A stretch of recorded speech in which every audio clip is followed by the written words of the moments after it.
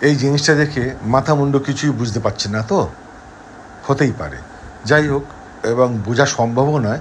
যাই হোক, আমি এটা বুঝিয়ে দিচ্ছি। এই দুটোকে বলা হয় জার্মিনেশন ট্রে। দেখুন কি হয়, নিচে একটা ট্রে আছে, ওপরে একটা ট্রান্সপারেন্ট ঢাকনা আছে, এর মধ্যে খোপ খোপ করা আছে। তার মধ্যে ভালো করে লক্ষ্য করে দেখুন কতগুলো চারা গাছ আছে।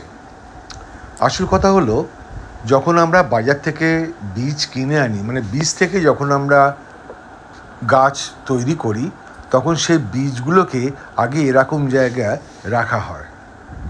এই খোপ খোপগুলোর মধ্যে কোকোপিট দেওয়া আছে আর সামান্য জল দেওয়া আছে, আর কিছু নেই। তার মধ্যে আমরা বীজগুলোকে দিয়েছি।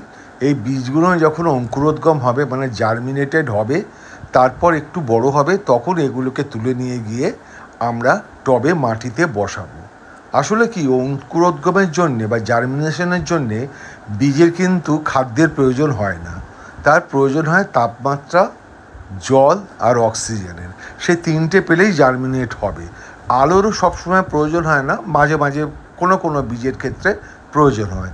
তাই বেশিরভাগ বীজের ক্ষেত্রে আলোর প্রয়োজন হয় না। তাই এখানে কিন্তু শুধুমাত্র জল, তাপমাত্রা আর অক্সিজেনই পাচ্ছে, আর কিছু পাচ্ছে না। যাই হোক, দেখার জন্যে ধন্যবাদ।